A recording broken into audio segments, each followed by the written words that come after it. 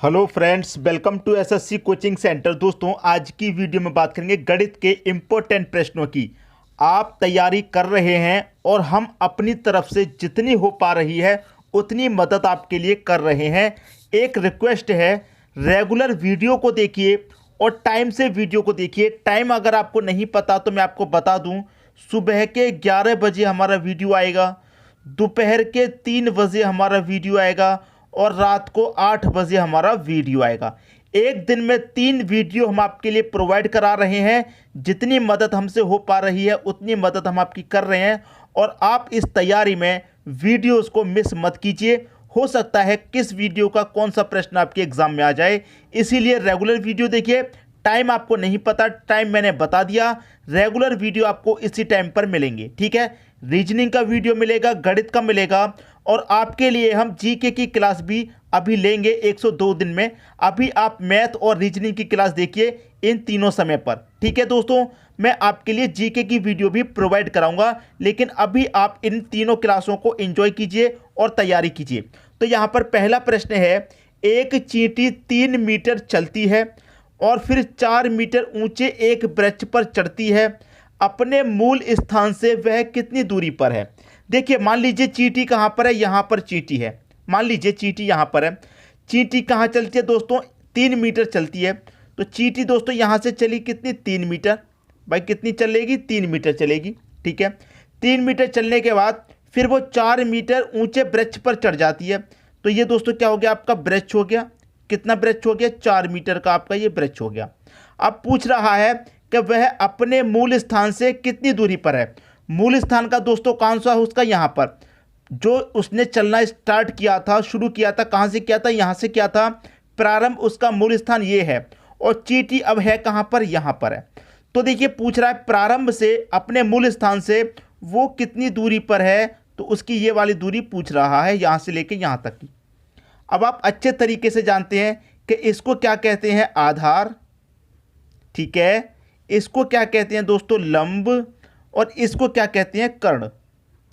ये सभी आप जानते हैं। अब देखिए, आपको लंब भी पता है, आधार भी पता है, लेकिन कर्ण नहीं पता। तो कर्ण बराबर दोस्तों क्या फॉर्मूला होता है, मैं यहां पर लिख देता हूं। कर्ण बराबर रूट में होता है दोस्तों आपका आधार का स्क्वायर और लंब का स्क्वायर, ठीक है। आधार का स्क्वायर प्लस लंब का स्क्वायर, ये फॉर्मूला होता है कर्ण निकालने का। तो देखिए आधार आपका कितना है? आधार 3 है, तो मैं 3 का स्क्वायर करूंगा दोस्तों, कितना हो जाएगा? 9। प्लस लंब कितना है? 4 है, 4 का स्क्वायर करूंगा दोस्तों, कितना हो जाएगा? 16। और पूरे के ऊपर क्या लगा हुआ है? रूट लगा हुआ है, ठीक है। और 9 और 16 कितना हो जाएगा? 25 हो जाएगा, मतलब 25 का रूट। भाई रूट में तो चल रहा है ये। अब 25 का स्क्वायर रूट आप सोल्व करेंगे तो कितना निकल के आएगा? 5। तो कर्ण आपका कितना निकल के आ गया? कर्ण निकल के आया 5 मीटर। पहला ऑप्शन हो जाएगा प्रश्न का सही आंसर। अगर अभी तक आपको ये कर्ण निकालने का फॉर्मूला नहीं पता तो अभी अपनी नोटबुक में इसको नोट कर लीजिए फॉर्मूले को, ताकि आप एग्जाम में इस पर पूछे गए प्रश्न को कर पाएं, ठीक है। समझ में आ गई बात? अब देखेंगे अगला प्रश्न। अगला प्रश्न है, नीचे दी गई श्रृंखला में प्रश्न चिन्ह के स्थान पर कौन सी संख्या आएगी? देखिए प्रश्न चिन्ह आपको सीधा सीधा नजर आ रहा है, यहां पर है। यहां पर कौन सी संख्या आएगी? जब आपकी सीरीज चल रही है, बीच में मिसिंग नंबर दिया, यहां बीच में कौन सी संख्या आएगी ये बताना है। 3 के बाद में 5 हुआ, 5 के बाद में 6, 6 के बाद में 12। तो यहां पर कुछ समझ में नहीं आएगा, क्योंकि यहां पर 2 ऐड हो गया, फिर 1 ऐड हो गया, फिर 6 ऐड हो गया। इस तरीके से जब आपको नहीं समझ में आए तो आप उसमें क्या करेंगे? एक संख्या को छोड़ करके चलेंगे, ठीक है। तो मैं 3 से एक संख्या को छोड़ दूंगा, 5 को, कितना हो गया? 6, ठीक। अब मैं 6 के बाद में फिर एक संख्या को छोड़ दूंगा, कितना हो रहा है? 12। अब मुझे एक हिंट मिल गया, ठीक है। अब मैं इस क्वेश्चन मार्क को छोड़ूंगा, एक संख्या को कहां पहुंचूंगा? 24 पर। भाई 3 से 6 हुआ, 6 से 12, 12 से 24, क्या हुआ? भाई 3 का गुना 2 करूंगा 6, 6 का गुना 2 करूंगा 12, 12 का गुना 2 करूंगा 24। तो क्या हो रहा है? गुने 2 हो रहा है। यहां पर एक संख्या छोड़ के हम चल रहे हैं, लॉजिक मिला। अब यहां पर चलेंगे, इस संख्या को, जो छूटी हुई संख्या है इनका रिलेशन बनाएंगे। देखिए 5 से क्या हो रहा है? 12। तो 5 से 12 होने में क्या होगा दोस्तों? 5 में अगर आप 7 जोड़ेंगे तो 12 मिलेगा। अब देखिए यहां पर जब आपने 7 जोड़ा है तो यहां पर भी आप क्या करेंगे? 7 जोड़ेंगे। 12 में आप 7 जोड़ेंगे, कितना होता है? 19। तो क्वेश्चन मार्क की जगह 19। भाई 5 में 7 जोड़ा 12, 12 में 7 जोड़ा 19, 19 में भी 7 जोड़ के देखेंगे तभी तो पता चलेगा ये वाली संख्या आ रही कि नहीं आ रही। 19 में 7 जोड़ेंगे 26 आता है, बिल्कुल सही। तो हमारे क्वेश्चन मार्क की जगह कौन सी संख्या आ जाएगी, 19 आ जाएगी। पहले ऑप्शन में 19 दे रखा है, यही आपके प्रश्न का सही आंसर हो जाएगा। तो कभी भी आपकी सीरीज लगातार नहीं बने तो उसमें आपको करना क्या है, एक संख्या को छोड़ करके चेक करेंगे। समझ में आ रही है बात। अगर आपका मिसिंग नंबर यहाँ पर नहीं होता, यहाँ पर होता तो भी आप बता देते, क्योंकि आपका क्या चला गुने 2, तो 12 गुने 2 करता, यहाँ पर मिसिंग नंबर होता, आप बता देते कि यहाँ पर 24 आएगा। सिंपल तरीका है, ठीक है दोस्तों। अब देखेंगे अगला प्रश्न। अगला प्रश्न है, नीचे दी गई श्रृंखला में अगली संख्या क्या होगी। श्रृंखला दी गई है दोस्तों, संख्या दी गई है बहुत बड़ी बड़ी, और यहाँ क्वेश्चन मार्क की जगह कौन सी संख्या आएगी वो आपको बताना है, ठीक है। बहुत बड़ी बड़ी संख्या है। देखिए, कभी भी आपको कितनी भी बड़ी संख्या क्यों ना दी जाए, सबसे पहले तो आपको अपना संयम नहीं खोना, संख्याओं को ध्यान से देखना है। जब आप इन संख्याओं को देखेंगे, इस वाली को और फिर देखेंगे आप इस वाली को, तो संख्या देखेंगे आप कि यहाँ पर जो 5 दिया गया है वो यहाँ पर नहीं है। 8965 8965 4237 4237 जो संख्या यहाँ पर है वही यहाँ पर है। यहाँ पर जो सिर्फ 5 दिया गया है उसको यहाँ पर नहीं दिया गया, ठीक है। वही संख्या है सेम, बस 5 को हटा दिया गया है। अब देखिए, ये जो संख्या है आगे रिलेशन बनाते हैं भाई। देखिए 8965 8965 4237 4237 नहीं दिया गया, ये जो 7 है वो अगली संख्या में नहीं दिया गया।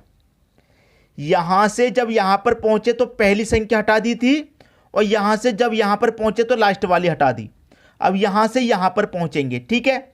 तो यहां से जब यहां पर पहुंचेंगे, देखिए 9654 9654 2323, तो यहां पर 8 है, 8 यहां पर नहीं दिया गया, फिर से पहली संख्या हटा दी। समझ में आ रही है दोस्तों बात सभी की। मैं पहली संख्या हटाई, लास्ट वाली हटाई, पहली हटाई, तो अब कौन सी हटा देंगे, अब लास्ट वाली हटा देंगे। सिंपल, पहली हटाई, लास्ट वाली हटाई, पहली हटाई, अब लास्ट वाली हटा देंगे। तो लास्ट वाली जब हटा देंगे तो बचेगा क्या, 96542, 3 को तो हटा देंगे लास्ट वाली को, ये बचेगा। अब इसको देखिए किस ऑप्शन में, 96542 96542 डी ऑप्शन में दे रखा है, यही हो जाएगा आपके प्रश्न का सही आंसर। तो मैंने क्या बताया, कितने भी बड़ी संख्या क्यों ना हो, आपको अपना धैर्य नहीं खोना, ठीक है। संख्या को ध्यान से देखना है, समझना है, आंसर आपका जरूर निकल के आएगा, ठीक है दोस्तों। अब देखेंगे अगला प्रश्न। अगला प्रश्न है, यदि 30 जनवरी 2013 को गुरुवार रहा हो तो 2 मार्च 2013 को कौन सा दिन था, ठीक है। देखिए, आपको ये प्रश्न मैंने कैलेंडर में बहुत अच्छे से समझाए हैं। अगर आपको कैलेंडर में कोई भी प्रॉब्लम होती है तो आप हमारे चैनल पर जाकर के कैलेंडर की प्लेलिस्ट देख लीजिएगा, सभी डाउट क्लियर हो जाएंगे, ठीक है। देखिए, जनवरी का महीना है, जनवरी के बाद दोस्तों फरवरी का महीना आएगा, और फरवरी के बाद मार्च का महीना आएगा, मार्च तक पूछा गया है, ठीक है। अब जनवरी का महीना कितने दिन का होता है, 31 दिन का। 31 दिन में से 30 जनवरी की उसने बात कही गई है, तो मैं आपको पहले ही बता चुका हूं, जितने तारीख की बात करेगा उतना घटा देते हैं। तो 30 तारीख की बात कर रहा है तो 30 घटा देंगे। अब बचा कितना, जनवरी के महीने में 1 दिन बचा। अगर 30 जनवरी के अलावा यहाँ 20 जनवरी दिया जाता तो 20 घटाते, 15 जनवरी दिया जाता 15 घटाते, अगर 18 कहा जाता तो 18 घटाते। उस महीने में से उतने दिन घटा देते हैं जितने दिन की वो बात करता है। तो जनवरी में कितने दिन बचा, 1 दिन। जनवरी के बाद फरवरी का महीना आएगा। अब वर्ष आपका कैसा है, साधारण वर्ष है, तो साधारण वर्ष में फरवरी का महीना कितने का रहता है, 28 का। उसके बाद में मार्च आएगा, मार्च में कितने तारीख की बात कर रहा है, वो 2 तारीख का पूछ रहा है तो सिर्फ 2 लेंगे, ठीक है। 1 और 28 29, 29 में 2 जोड़ देंगे, सभी को मिला के कितना हो जाएगा, 31। अब 31 में क्या करेंगे, 7 से डिवाइड। अब बहुत स्टूडेंट ये पूछते हैं कि सर 7 से ही क्यों डिवाइड करते हैं। मैं आपको बता दूं, एक हफ्ते में 7 दिन होते हैं, 7 दिन के बाद 8वां दिन आएगा तो वही दिन रिपीट होने लग जाते हैं, इसीलिए 7 से डिवाइड करते हैं। अब 7 से में से कटाऊंगा तो 7 चौके 28 कटेगा भाई, 31 में से 28 कट गया, शेष कितना बचेगा, 3 आपका शेष बचेगा। शेष कितना बचेगा, शेष 3। हमको सिर्फ रिमाइंडर से मतलब होता है, शेष से मतलब होता है कितनी बार कट गया, उससे कोई मतलब नहीं। ठीक है, तो हमें देखिए क्या दे रखा है, 2 मार्च का कौन सा दिन होगा ये पूछ रहा है, जबकि 30 तारीख का हमारा गुरुवार है। कितना है? गुरुवार। गुरुवार का दिन दे रखा है, जितना शेष बचे उतना जोड़ दो। 3 शेष बचा है, 3 जोड़ दो, 1 2 3। तो गुरुवार के बाद शुक्रवार, शनिवार, रविवार, कौन सा दिन आएगा दोस्तों? रविवार का दिन आएगा, 2 मार्च को रविवार। डी ऑप्शन होगा आपके प्रश्न का सही आंसर। उम्मीद करूंगा कभी भी इन प्रश्नों को आप गलत नहीं करेंगे, अच्छे तरीके से दोस्तों समझ में आ गया होगा। अगर यहां पर हमारा लीप वर्ष होता तो फरवरी का महीना 29 का ऐड करते, लेकिन जब हमारा साधारण वर्ष है तो 28 ऐड करेंगे। सभी की समझ में बात अच्छे तरीके से आ गई। अब देखेंगे अगला प्रश्न। अगला प्रश्न है, नीचे दिए गए प्रश्न का सही बेनारिख बताओ। घोड़ा, बंदर, बाघ। आपके पास 4 ऑप्शन हैं, आप किसको टिक करेंगे? अगर आप कहेंगे ये पहले वाला सही होगा तो कैसे सही होगा? ये तो गलत हो गया, क्योंकि इसमें क्या हो रहा है, एक चीज के अंदर दूसरी चीज आ रही है। क्या घोड़ा के अंदर बंदर आ जाएगा या फिर बाघ के अंदर घोड़ा आ जाएगा? एक दूसरे के अंदर तो कोई चीज यहां पर आ नहीं सकती, इसलिए यह गलत हो गया। अगर मैं इस ऑप्शन को देखूं तो देखिए यहां पर भी कुछ इसी तरह का है, कोई भी एक चीज इसमें ऐसी नहीं है जो एक के अंदर आए। जैसे मैं आपको बता दूं, ये हमारा भारत है, भारत हो गया।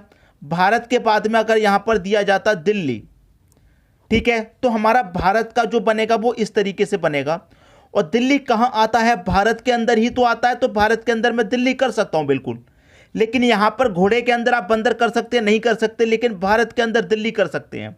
ठीक है, समझ में आ रही है बात? तो इस तरीके से तो यहां पर नहीं बनेगा, क्योंकि कोई भी चीज ऐसी नहीं है जो एक दूसरे के अंदर आ जाए, तो यह भी गलत हो गया। यहां पर बिल्कुल इसी तरीके से दे रखा है, तो यह भी गलत हो जाएगा, क्योंकि कोई भी चीज ऐसी नहीं है जो एक दूसरे के अंदर आ जाए। जैसे यहां भारत के बाद दिल्ली है और दिल्ली के बाद होता मुंबई, दिल्ली के बाद अगर होता मुंबई, तो इस तरीके का डायग्राम बनता, क्योंकि ये डायग्राम तो हो गया भारत का, और भारत के अंदर ही दिल्ली आता है और इस भारत के अंदर ही मुंबई आता है। तो ये हो जाता आपका भारत, दिल्ली, मुंबई का डायग्राम।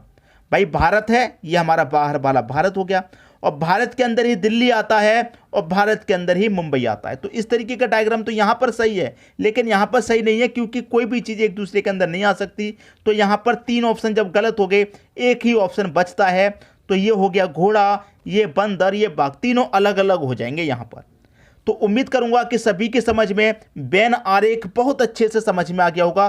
कभी भी इन प्रश्नों में आप गलती नहीं करेंगे। ठीक है दोस्तों, वीडियो पसंद आया लाइक करें, दोस्तों में शेयर करें। अगर आपने हमारे चैनल को अभी तक सब्सक्राइब नहीं किया तो सब्सक्राइब कर लीजिए और बेल आइकन का बटन दबा दीजिए, ताकि सभी वीडियो का नोटिफिकेशन आप तक पहुंचे। ठीक है दोस्तों, वीडियो देखने के लिए आपका बहुत बहुत धन्यवाद।